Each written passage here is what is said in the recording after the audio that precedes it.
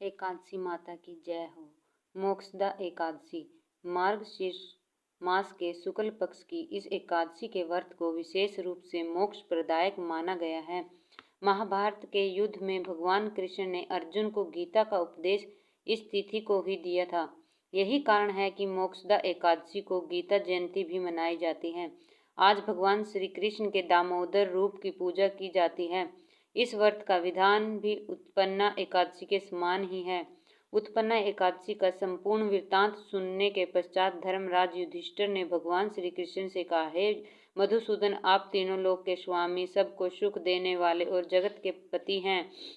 मैं आपको नमस्कार करता हूँ। हे देव, आप सबके हितैषी हैं, इसलिए मेरे इस संशय को दूर कीजिए कि मार्गशीर्ष शुक्ला एकादशी का नाम क्या है, उस दिन कौन से देवता की पूजा की जाती है और उसकी विधि क्या है। भगवान, आप मेरे प्रश्नों का विस्तार पूर्वक उत्तर देने की कृपा कीजिए। भगवान श्री कृष्ण ने उत्तर दिया, हे धर्मराज, तुमने बड़ा उत्तम प्रश्न पूछा है। इससे आपका यश संसार में फैलेगा, सो आप ध्यान पूर्वक सुनिए। मार्गशीर्ष शुक्ला एकादशी अनेक पापों को नष्ट करने वाली है। इसका नाम मोक्षदा एकादशी है। इस दिन दामोदर भगवान की धूप, दीप, नैवेद्य आदि से भक्ति पूर्वक पूजा करने चाहिए।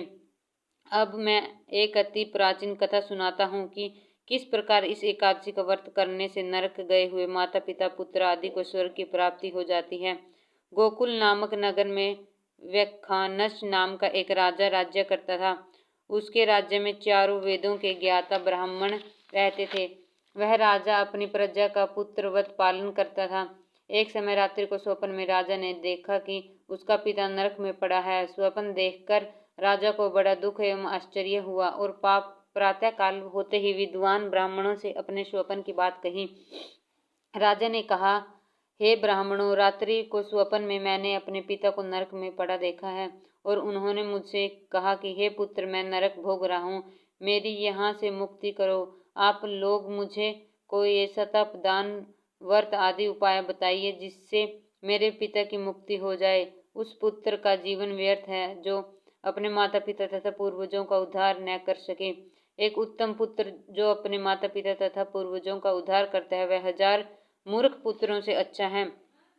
राजा के ऐसे वचन सुनकर ब्राह्मण कहने लगे, हे राजन, यहाँ समीप ही भूत भविष्य वर्तमान के ज्ञाता वर्त पर्वत ऋषि का आश्रम है।